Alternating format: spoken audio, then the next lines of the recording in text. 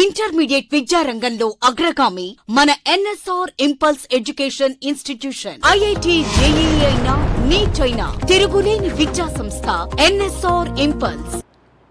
Now let us go with, we were discussing about translocation. What do we have to understand? Translocation. Guys, we already have studied translocation is nothing but itself is called as a long distance transport of water. Alright, so what we are discussing? A long distance transport of water, itself we call it as what? Translocation. Now, we already studied it occurs through what? Vascular tissues, or also called as connecting tissues. Now, these vascular tissues or connecting tissues are nothing but xylem. Then what do we find here? It's nothing but phloem. Now, xylem is the one conducts water and minerals, and it is always unidirectional. Yes or no? Right. And phloem is the one conducts food, and it is bidirectional. Right, this is what we discussed. Now coming to the point, right, when we discuss xylem and phloem, this is what we discussed for the last class very clearly. I am just repeating because this is important. So what is this last class conclusion here? Xylem not only carries water and minerals, but let us say it also carries few or less quantity of sugars, nothing but food. Phloem not only carries the food but few water and minerals. That means you have to understand there is an exchange between a xylem and phloem. Xylem gives water and minerals, little quantity of water and minerals to phloem. Phloem also supplies a little food or the trace food to the xylem. There is exchange between xylem and phloem. So this is what we have discussed very clearly. Now let us go continuation of this. Now remember why I have written once again here everything, because remember translocation occurs through the important phenomena called transpiration. Translocation occurs through very important phenomenon called transpiration. Okay, I will come back to this point, but try to remember translocation occurs through an important phenomena, it's called transpiration. What is transpiration? The process of loss of water from stomata to atmosphere. What is transpiration? You all know it very well. What is transpiration? That's nothing but what do we call? The process of loss of water from the stomata into atmosphere. From the stomata, you know, the leaf contain or the stem contains an outermost layer called as epidermis. This is what is called as epidermis. On the epidermis you find stomata. Now through stomata there is a loss of water. From where to where? From the leaf stomata to atmosphere. There is a loss of water, and this loss of water is called transpiration. Now here the stomata, not only when you take this is stomata. Stomata, what are the functions of stomata? You all know it very well. It involved in gases exchange and also involved in transpiration.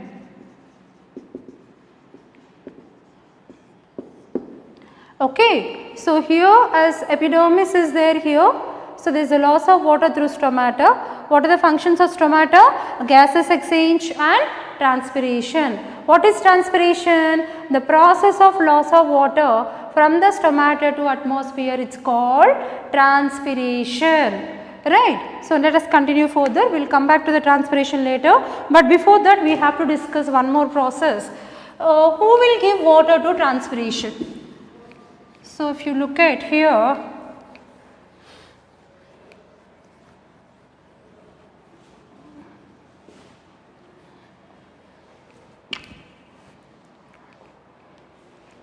so what do we need to discuss here? We need to discuss now who will give water to this root. Now, this is the leaf part we are discussing, maybe let us take this is the stem part and let us take this is the root part. Now, first of all, if the transpiration has to occur, major topic we will discuss transpiration, but before transpiration, for transpiration who will supply water? Leaf. For leaf who will supply water? Stem. For the stem who will supply water here? The root part. So, root is giving water to the stem. Yes or no? Root is giving water to the stem. So, what do you find here? Root hair you find. Root hair is taking the water. Root hair is taking the water. Now, water has to go in upward direction. So, here it creates a pressure. The pressure what is created for transportation of water from the root to the stem, it is called root pressure. Okay. So, here there is a pressure what is created here, that pressure from root to stem in transportation of water itself is called root pressure. So, before we discuss transpiration, for transpiration who is providing water means the root is providing water with the help of the pressure is called as what? A root pressure. Root gives pressure to the stem in supplying of water, because water has to go in upward direction. So, before we discuss transpiration, let us study about what is called a root pressure, right.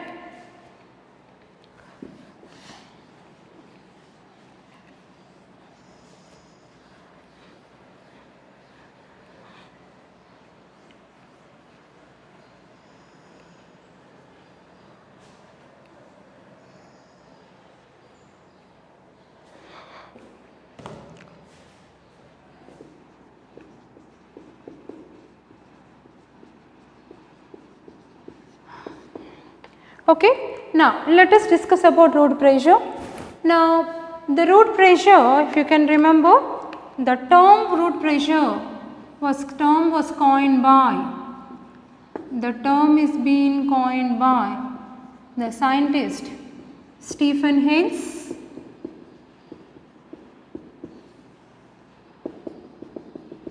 right. Now, what is the root pressure here? This is nothing but a positive hydrostatic pressure. Positive hydrostatic pressure developed in the root,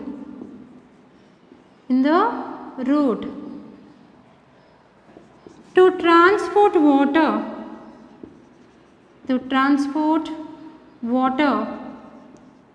for a short distance in the stem or to the stem. It is called root pressure. It is called root pressure. Okay, I repeat again. Root pressure terminology was, the term was being coined by the scientist Stephen Hales. Now, what is the root pressure? A positive hydrostatic pressure. You know very well, for the last class we studied positive hydrostatic pressure and negative hydrostatic pressure. We discussed two things, positive hydrostatic pressure and a negative hydrostatic pressure. Positive hydrostatic pressure is a pressure developed in the root to transport water for a short distance to the stem. It is called root pressure. So, what is important is here, for a short distance, that is important. Okay. Now, here there is another scientist, the Priestley is a scientist, right. Priestley is a scientist, or Priestley is a scientist who has given what is called as a root pressure theory.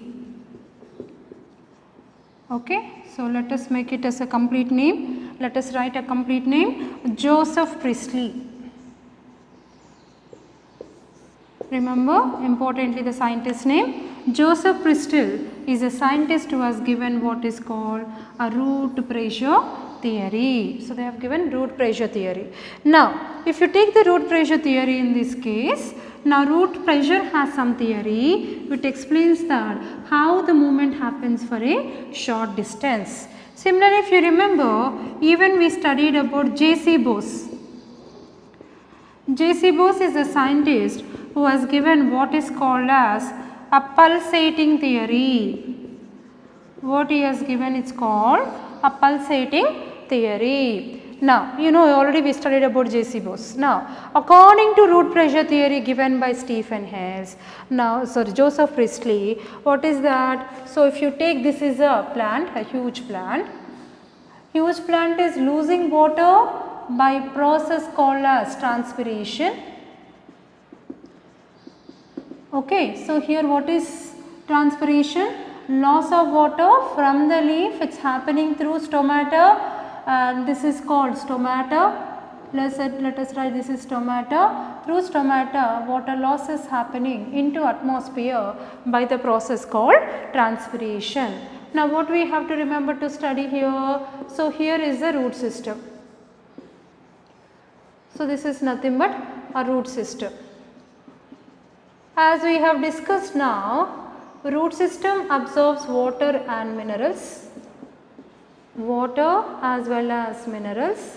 Now, so here water goes in this direction. Now, gravity is pulling the water downward direction. You know, somewhere in the center of the soil we find gravitational force. What gravitational force of gravity will be doing? It will try to pull the water and minerals in the downward direction. It will try to pull water and minerals in the downward direction. But still, root will develop the pressure and it will cause uplifting of water for a certain distance by the application of the pressure here for a short distance. That itself is called as root pressure. Only up to here. That is why we say for a short distance. So, in the root some pressure is created here. The pressure created in the root, it causes uplifting of water for a short distance. Okay, it lifts the water for a small distance. In the root some pressure is created which lift the water against the gravitational force. It lifts the water in upward direction for a short distance. The pressure responsible for uplifting of water for a short distance itself is called as root pressure. Okay, for a very small distance the water is lifted upward direction with the application of the pressure. That pressure is called as what? Root pressure. Now, how people have studied about root pressure? Now, let us study with the help of phenomena. The study is called as guttation. With the help of a phenomena called as guttation. So, here if you look at, I will just draw the root here. I am just drawing the root here. Let us take, this is the root. So, what I am drawing here, it is root system. Yes or no? So, here you find hairs are there. So, this is the root system.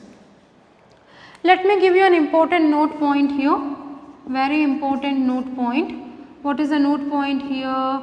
So, remember, OP of a root is greater than OP of soil solution. Let me write very clearly. OP of the root is greater than soil solution. What is OP here? OP is nothing but osmotic pressure. What is OP here? OP is nothing but what? Osmotic pressure. OP means osmotic pressure. We studied about osmosis. Now, whenever you compare the osmotic pressure, just now I told you pressure is created within the root.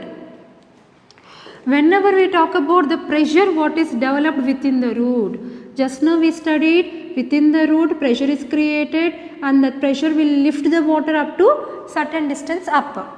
So, and this is called osmotic pressure. Now, if you look at how much OP is created within the root, it is always greater than OP of the surrounding soil solution. That means you can take that osmotic pressure of the root is approximately 3 to 8 atmospheric pressure.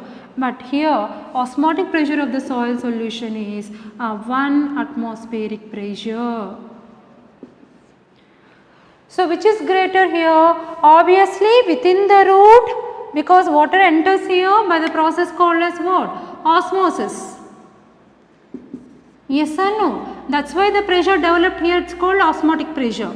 Now, if you look at the osmotic pressure created within the root, it is greater. That means it shows approximately 3 to 8 atmospheric pressure, which is greater than the osmotic pressure of the surrounding soil solution, where it is taken as 1 atmospheric pressure. Very, very important note point. I say osmotic pressure of the root is greater than osmotic pressure of soil solution. Within the root, greater osmotic pressure, that is 3 to 8 atmospheric pressure.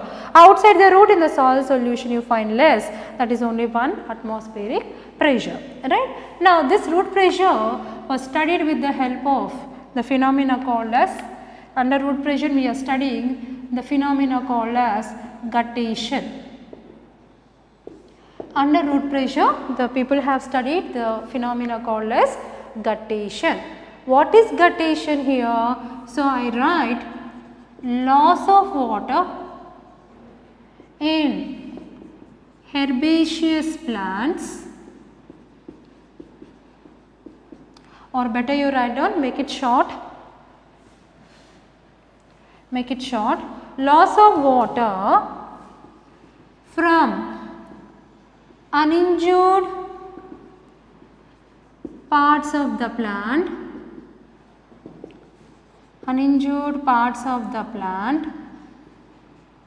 loss of water from uninjured parts of the plant in herbaceous plants,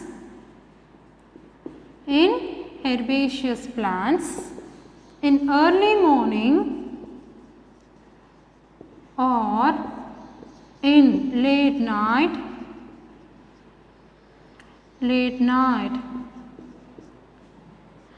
from the parts of, or better you write down, this itself is called as guttation. This itself is called as what? Guttation. Okay, so what we are discussing here, what is important here? So, we say loss of water, some water loss is happening. From where it is happening? From uninjured parts of the plant. Most commonly seen where? In herbaceous plants. When you can see either early in the morning or late in the night. So, for example, if you look at, this is a plant. Guys, you can say that either in the early morning or if you see in the late night, especially in winter season, early morning or late in the night, if you observe, early morning if you see, you can see some droplets, some water droplets. On the plant you can see some water droplets, especially on the leaf or at the basal part of the leaf, no problem. So, you can see some water, it will be very wet, leaf is very wet. So, why you can see some water droplets? These are naturally coming out, and that is what is the phenomena called as guttation. Why you can see some water droplets in the winter season in the early morning? First of all, this is a herbaceous plant, that means it is fully filled with water. So, in the winter season in the early morning, already atmosphere is having more humidity, more moisture content. So, whatever water is lost by its stomata, atmosphere it will not take. Atmosphere it will not take, because atmosphere is already having more moisture content, already having more humidity. So whatever water is lost from the stomata is not taken by atmosphere. So as a result, what happens? The droplet stays on the surface of the leaves. So that is nothing but loss of water from the leaf or any part of the plant, especially from uninjured parts. You are not causing any injury, especially in herbaceous plant, either early morning or in the late night. It's called as what? Guttation. Why it is called guttation here? So if you look at here, the root pressure what is present here, it is responsible for continuous supply of water, and there is no open gate for water to lose. As root pressure is causing continuous supply, water will be lost on the surface of the leaf, and that phenomena itself is called as what? Guttation. Now let us study continuation of this. Let us study this now more clearly. Then how root pressure was studied? With the help of what is called as root pressure theory.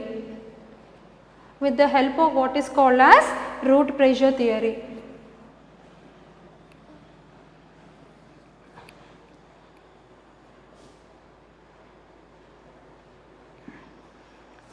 So let us write here, this is, we are discussing root pressure theory. Now in that what they have done is an experiment called as exudation. They have done the experiment called as exudation. See the difference? I wrote guttation definition here. Now I am going to write exudation definition here. See the difference here. So if you take, this is guttation, I am writing here, I say loss of water from injured parts of the plant, loss of water from injured parts of the plant, same in herbaceous plant, in herbaceous plants is called exudation.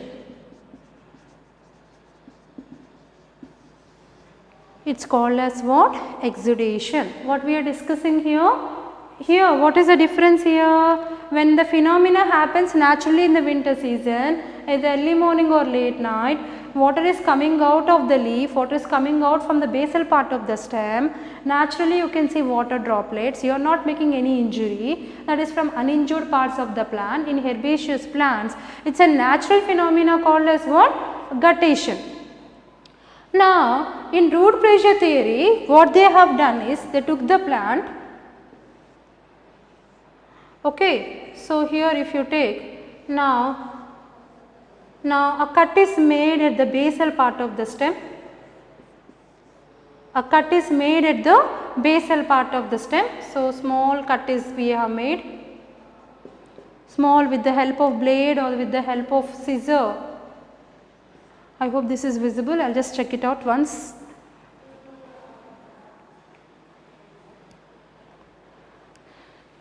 Right. So here on the basal part, on the basal stem, on the basal part of the stem, here we made the cut, a small cut with the help of blade or with the help of scissor. Then what you can see here, now droplets will come. So when you cause an injury to the plant, to the injured part of the plant, if you make the cut and you can see the droplets oozing out, then that is what is called as exudation, and the droplets what you can see, it's called exudant. And the liquid, it contains, exudant contain water, minerals, inorganic and organic compounds, inorganic and organic compounds. Now you can see the fluid is coming. What's coming out here? It's called the fluid. The fluid is called exudant. Now you hope you can understand. Again I repeat, loss of water from injured parts of the plant in herbaceous plants. This is fully filled with water. Now you are making an injury. From the injured part means we are making an injury at the basal part of the stem. We cut it with the help of a blade or scissor. We cut it, so automatically some droplets are coming. That is a fluid, not only water, it's a fluid. Fluid is called exudant. Why it is called exudant? Because if you look at in that not only water, we find minerals, organic and inorganic compounds. That means continuously fluid will be coming out. That indicates that there is a continuous pressure is there which supply water. That's nothing but a root pressure. Now roots present in this will continuously supply water in upward direction, and that pressure itself what is called as root pressure. Now people by cutting the here they observed how much time the fluid is coming out, like continuously they took the fluid and they saw that's not only water, it contains all the compounds. They called it as exudant. What the fluid is collected is called exudant, and the process is said to be exudation. And how long the fluid is coming means the fluid was coming continuously. Then they understood it's because of the root pressure, because roots are the ones which continuously supply water in upward direction for a very short distance. So exudation is a experiment done for the understanding of what is called as a root pressure.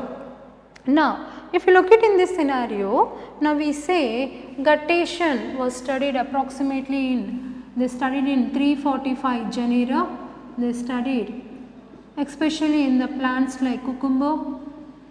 They studied the phenomena of guttation in cucumber, colocasia,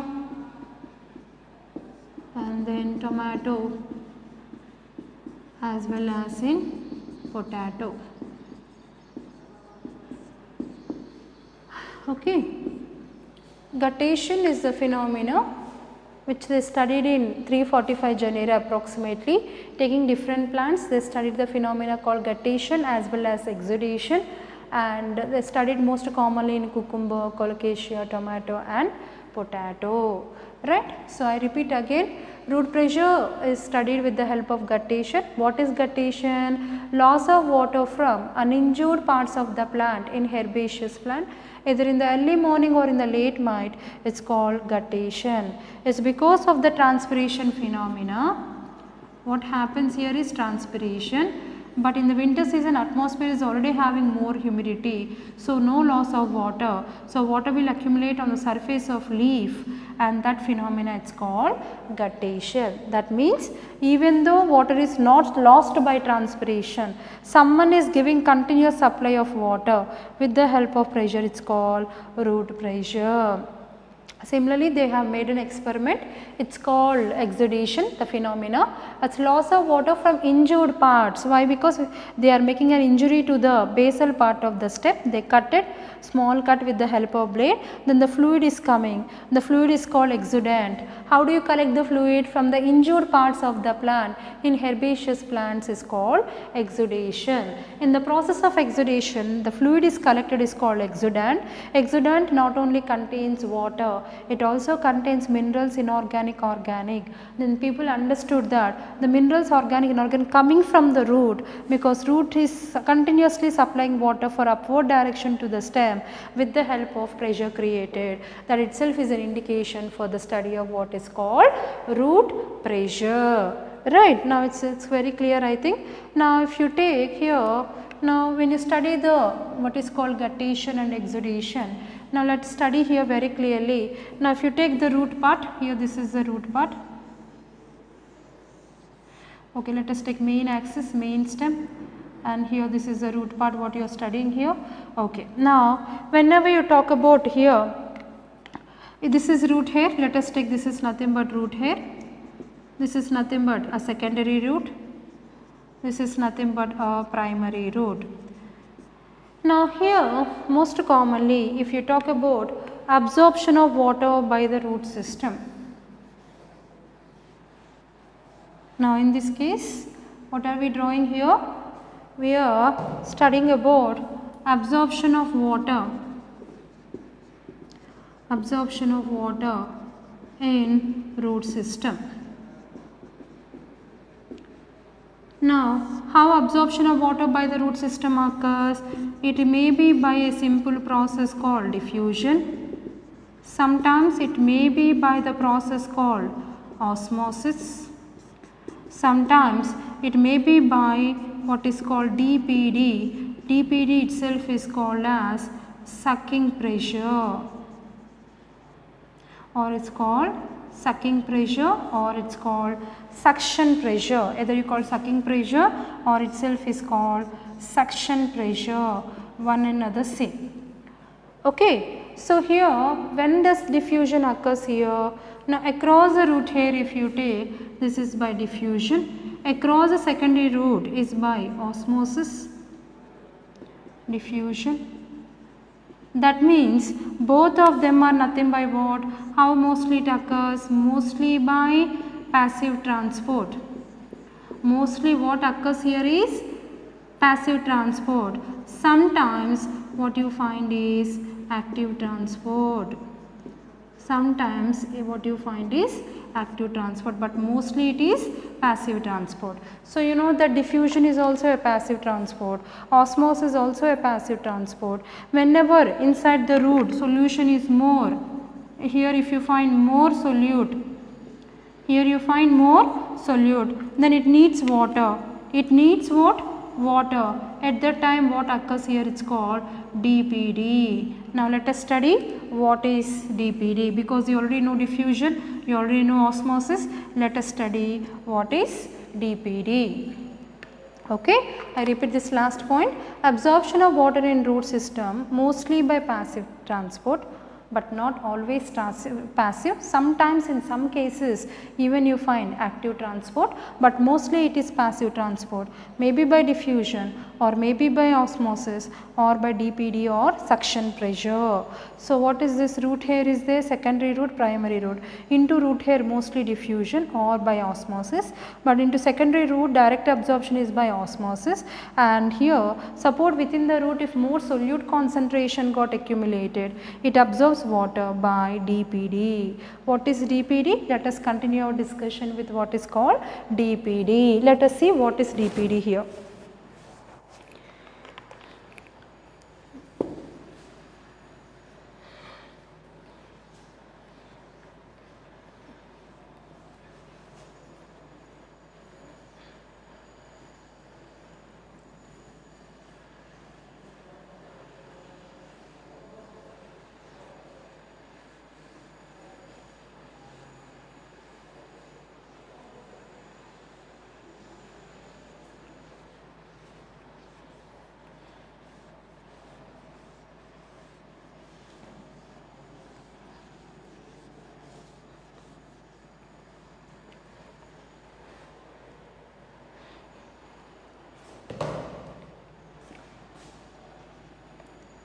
Let us take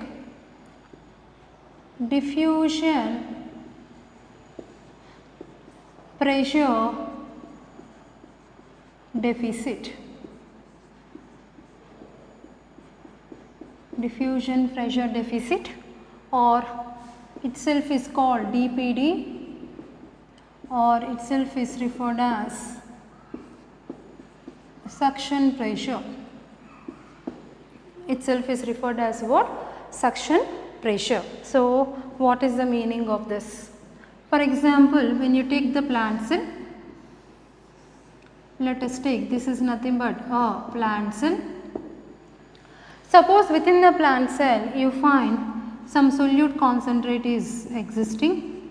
Suppose you find more solute molecules are there, then it is in need of water. So, it is in need of water, that means it is in deficiency of water. Then how much water is needed? How much water is needed? How much quantity of water is needed? How much quantity of water needed to bring the cell to the state is called equilibrium. That quantity of water itself we call DPD. Okay, that means the cell is in deficit of water. The cell is in deficit of water.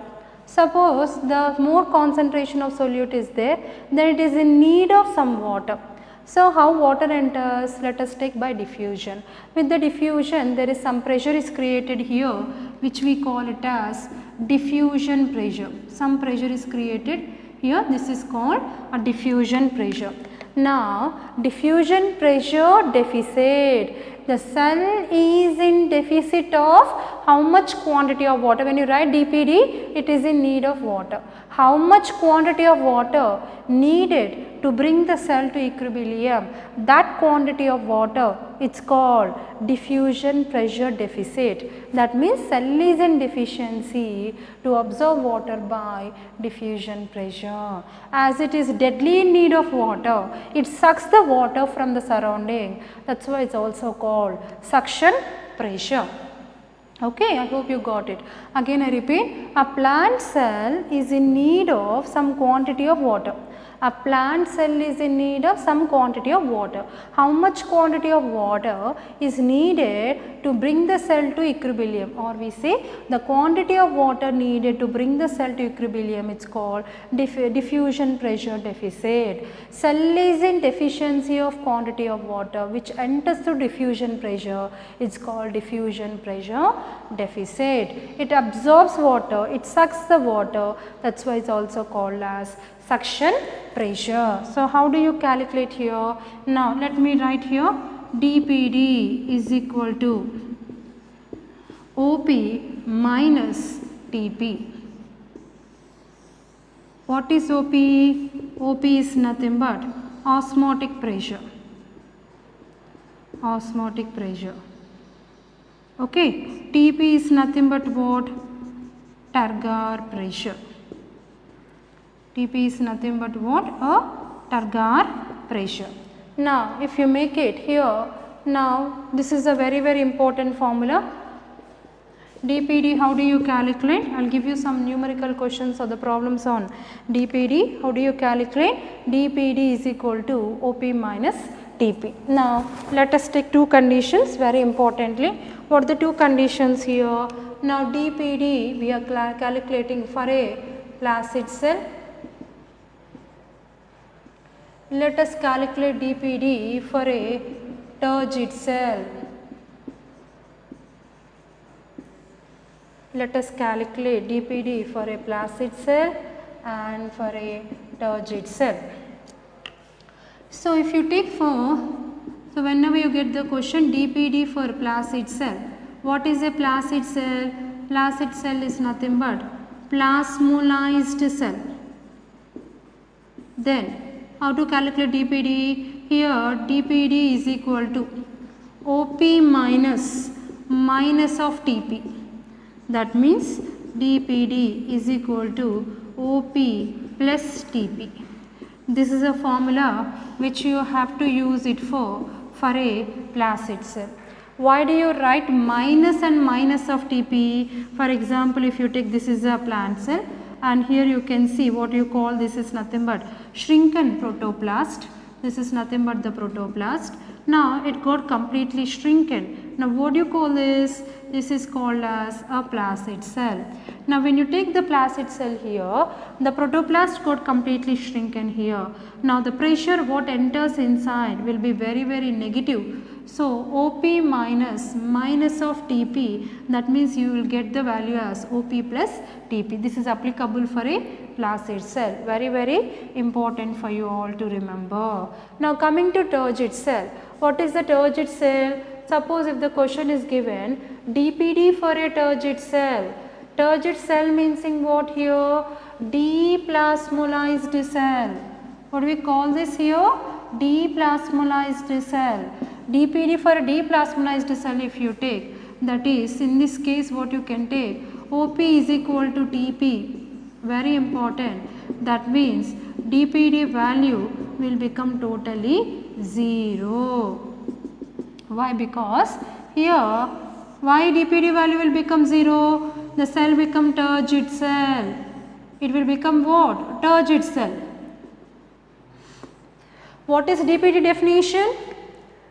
Solute concentration is more than it takes water. How much water quantity is needed is called dPd. When cell is fully turgid, when cell is fully filled with water, then no need of water, it does not need any water. That means dPd value will become 0 for a turgid cell. Why? Because osmotic pressure, what is created, it's equivalent to turgor pressure. How much pressure with what the water is trying to enter? With how much pressure? What is osmotic pressure? With how much pressure the water is trying to enter? What is that is osmotic pressure, and what is turgor pressure? Against to the wall, pressure will against to the wall it will apply, because cell says I am fully filled with water. So the pressure applied on the wall is turgor pressure. Both becomes equal. Osmotic pressure is equal to turgor pressure, then dPd value becomes 0. So very important. So these are the two conditions we have to take. These are the two conditions we have to take. So here we take the placid cell, that is dPd for a placid cell is nothing but plasmolized cell, where dP, what is the formula for this? dPd is equal to OP minus of Tp. Why? Because here Tp becomes minus, within the cell it becomes negative. So in a placid cell, OP minus turgor pressure becomes more negative, minus of Tp. So for a placid cell you have to apply the formula dPd. If they ask you to calculate for a placid cell, then dPd is equal to OP plus Tp. Coming to turgid cell, so for dPd for deplasmolized cell or turgid cell, okay, so dP means deplasmolized cell. What is dP? dP means deplasmolized cell.